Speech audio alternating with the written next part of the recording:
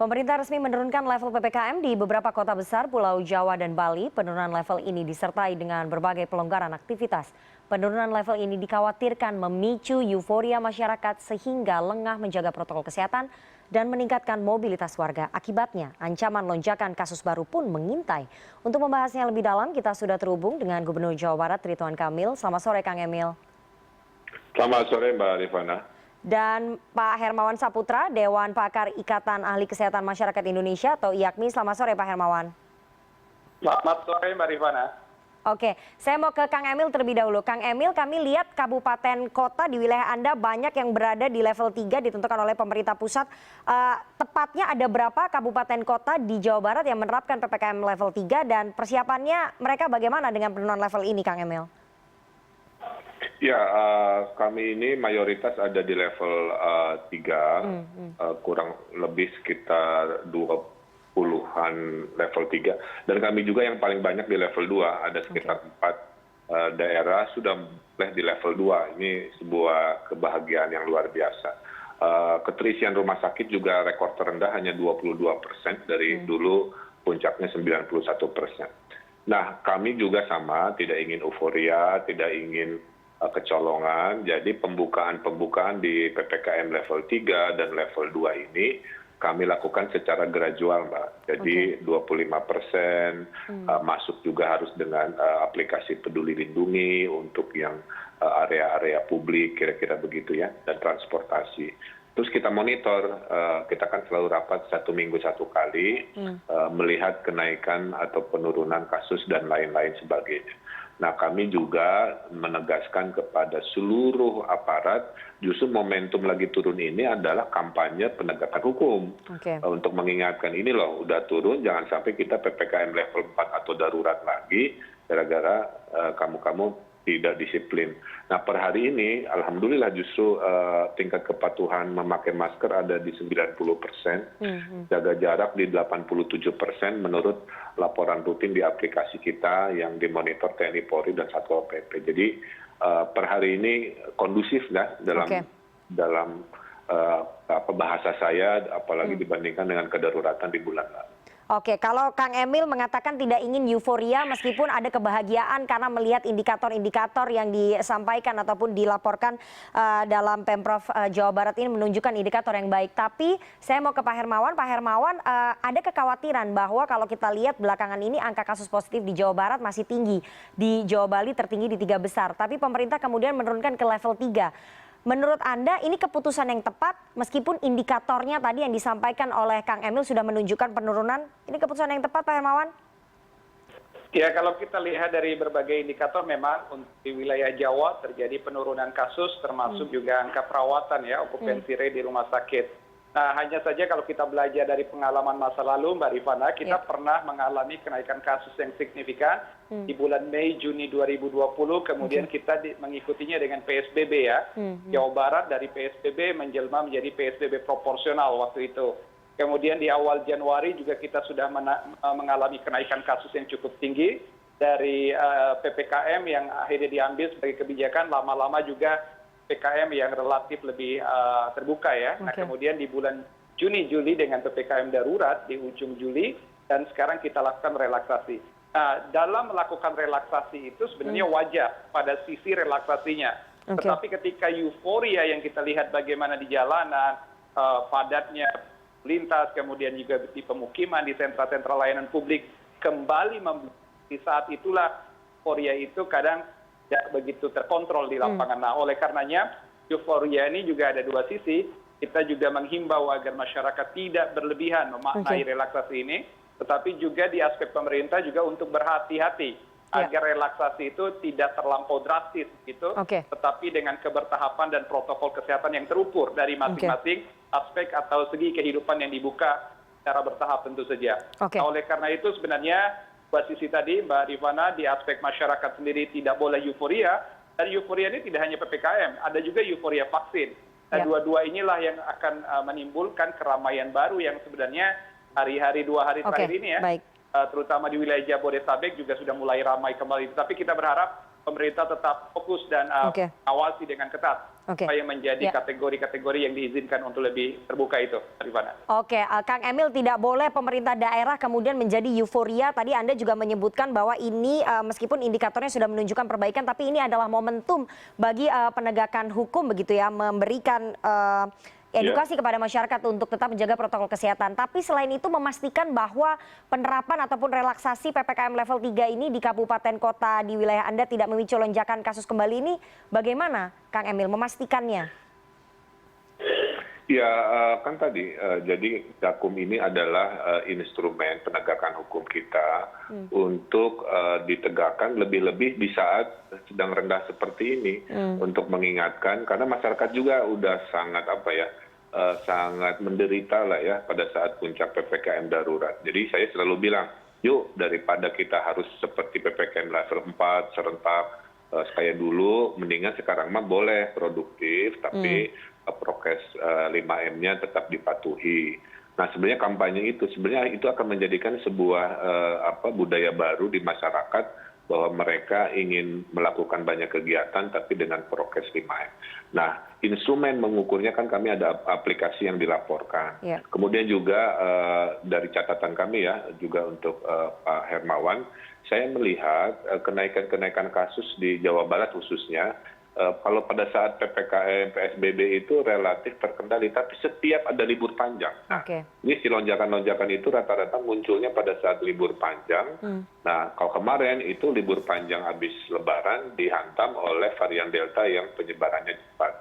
Nah, makanya yang saya monitor dan mudah-mudahan pemerintah pusat juga ini Mbak, yaitu menghitunglah potensi-potensi lonjakan di libur panjang. Tapi di luar libur panjang, kenaikan mobilitas atau apa, menurut saya pastikan masih relatif terkendali, gradual, dan tentunya kami monitor setiap 7 hari sekali. Oke, Kang Emil, bagaimana dengan proses tracing dan juga testing? Karena ini yang dikhawatirkan bahwa di tengah menurunnya kasus positif ataupun di tengah menurunnya PPKM menjadi level 3, pemerintah daerah kemudian lengah dan tidak menggalakkan testing dan juga tracing segencar-gencarnya. Ini bagaimana komitmen Pemprov Jawa Barat? Kita ini justru pada saat kedaruratan kemarin, Mbak, memiliki tim tracing yang puluhan kali lipat. Jadi kita ada 200.000 RT, kita punya relawan 200.000 yang melakukan tracing, belum ditambah TNI Polri atas penugasan dari pusat. Jadi tracing kita sebenarnya jumlahnya sangat memadai, tapi kan testing juga berhubungan dengan tracing, karena yang di tracingnya jumlahnya juga yang sakitnya turun, maka faktor pengali yang potensi kontak eratnya juga turun, ya jumlah testing yang disarankan itu juga memang ada nurun. Jadi penurunan testing itu tidak selalu diburuk sangkakan seolah-olah kinerja yang turun, Mbak. Tapi memang karena kasus turun, jumlah kontak eratnya juga ditemukannya juga makin sedikit, dipaksa testing lah kira-kira juga makin sedikit. Jadi kira-kira itu logikanya. Tapi gitu kan, salah satu ukuran yang paling kita monitor adalah jumlah kasus aktif isoman, kemudian keterisian rumah sakit. Kalau keterisian rumah sakit itu nggak debatable, Mbak. Tapi kalau kasus-kasus, maaf ya, kematian, kesembuhan kasus aktif itu masih kecampur-campur kasus lama lah. Itu sampai hari ini itu masih belum selesai masalah bangsa ini urusan data. Tapi kalau keterisian rumah sakit, ruang isolasi terpadu di desa atau yang di mana-mana itu terukur jelas bahwa penurunannya drastis. Oke, Pak Hermawan, angka testing dan juga tracing ini kemudian yang menjadi concern ya para epidemiolog begitu ya dan masyarakat sipil. Apakah kemudian dengan penurunan PPKM menjadi level 3 ini akan berpengaruh terhadap angka testing dan juga tracing? Tadi kalau menurut Kang Emil sebetulnya dengan menurunnya kasus sehingga angka testingnya turun dan tracingnya juga otomatis akan turun begitu ya. Tapi apakah kemudian tidak sebaliknya di tengah turun mestinya digencarkan testing dan juga tracing ya Pak Hermawan? Ya, saya setuju dengan Mbak Rifana ya. Jadi ada dua model testing ini. Ada yang testing yang sifatnya confirmatory, itu biasanya ada di fasilitas kesehatan. Jadi bagi pasien yang suspek dan untuk dibuktikan apakah dia terkonfirmasi positif atau negatif, dilakukan testing PCR. Tetapi juga ada testing itu yang sifatnya active case finding. Upaya menemukan kasus secara cepat dan secara masif di lapangan. Nah, justru dengan situasi PPKM yang lebih terbuka, sebenarnya pemerintah itu sekarang diharapkan agar mampu turun ke sentra-sentra pabrik atau industri, di sentra-sentra layanan publik, atau di sentra-sentra perkantoran kalau itu di daerah urban, untuk melakukan testing secara cepat ini. Nah, tidak harus menggunakan PCR, bisa juga random ya untuk swab antigen, tapi sifatnya sistematik berkaitan dengan data yang sudah ada saat ini. Tentu saja Pak Gubernur sudah memiliki data dengan timnya, mana peta-peta keramaian dan resiko transmisi yang masih mungkin terjadi, maka dilakukan testing secara berkala, sifatnya sistematik random sampling, bisa menggunakan rapid swab antigen, tidak harus PCR. Nah, yang PCR itulah yang biasanya yang mengikuti turunnya angka kasus tadi ya. Begitu insidensinya menurun, biasanya juga tracingnya akan menurun. Maka terlihat spesimen menurun. Tetapi dalam konsep active case finding, dari upaya epidemiologi ini harus dilakukan pada sentra-sentra komunitas yang beresiko. Setelah diberi kelonggaran dan relaksasi ini, perkantoran, di layanan publik, di pasar-pasar, ini harus dilakukan secara berkala. Agar betul-betul kita mampu mengevaluasi apakah perubahan transisi kebijakan ini dampak terhadap kenaikan yang signifikan atau tidak. Sehingga pemerintah daerah mampu mengukur resiko atau bagian dari mitigasi resiko untuk kebijakan yang lebih precise di masa datang, Mbak Rifana. Oke, kita tunggu nanti bagaimana. Itu yang kami lakukan juga, Mbak Rifana. Jadi saya perintahkan bahwa testing itu jangan turun dalam artian secara absolut. Saya perintahkan itu, saya bilang itu udah dibuka tuh mal 25%. Tolong tiap hari random sampling si pengunjungnya. Jangan-jangan pakai vaksin apa, tapi sebagian. Nah, jadi random sampling ini jadi metode sekarang untuk menjaga kewaspadaan di daerah-daerah keramaian dengan antigen yang paling gampang kan. Nah, jadi sebenarnya udah sejalan Mbak Hermawan. Jadi inilah kewaspadaan kita, random sampling di kegiatan publik yang ramai, sambil terus tadi yang PCR tentunya untuk mengkonfirmasi. Oke. Kang Emil, salah satu relaksasinya tadi Anda sudah menyebut ya bahwa selain ada sentra vaksinasi di mall, juga ada random sampling atau random testing begitu ya, yang dilakukan oleh Pemprov Jawa Barat di tempat-tempat pusat keramaian. Tapi salah satu bentuk relaksasi di PPKM level 3 ini pembukaan tempat ibadah. Strateginya Pemprov Jawa Barat agar tempat ibadah tidak menciptakan klaster baru apa? Apakah juga akan melaksanakan random sampling di sana dan menerapkan syarat sertifikat vaksin, Kang Emil? Ya, jadi kemarin sudah sepakat dengan Majelis Ulama Indonesia bahwa dalam rangka percepatan vaksin di Jawa Barat, itu pesantren jadikan sentra vaksinasi. Sekarang kita sedang mengonsep ke masjid-masjid juga. Jadi masjid-masjid juga nanti dilakukan vaksinasi untuk jamaahnya. Karena Jawa Barat dengan penduduk 50 juta, itu target vaksinnya harus 15 juta per bulan. Tapi catatan per hari ini, mohon maaf, kami baru diberikan 12 juta vaksin, sementara DKI sudah 15 juta, padahal penduduk kami 5 kali lipat. Sehingga kalau dipresentasikan seolah-olah kita sedikit, padahal kita menghabiskan apa yang kita dikasihkan. Nah, salah satunya Mbak, itu akan dilakukan percepatan itu di masjid-masjid. Sehingga posisi hari ini memang ada pembukaan rumah ibadah, tapi juga tetap harus jaga jarak. Jadi bukan berarti kalau di masjid safnya berdempetan lagi, tetap pakai masker sholatnya, tetap menjaga jarak, kapasitas juga dibatasi, tapi ditambahi bahwa masjid sekarang menjadi tempat vaksinasi juga, sehingga siapa yang mau ke masjid, di fasilitas yang sudah ada bisa divaksin di masjid setempat. Itu inovasi Jawa Barat yang kemarin disepakati dengan para ulama. Oke, menarik sekali inovasi yang dilakukan oleh Pemprov Jawa Barat. Tapi Pak Hermawan, tadi kita mendengar curhatannya Kang Emil bahwa stok vaksin di Jawa Barat ini jumlahnya cukup sedikit ya dibandingkan dengan provinsi lain gitu.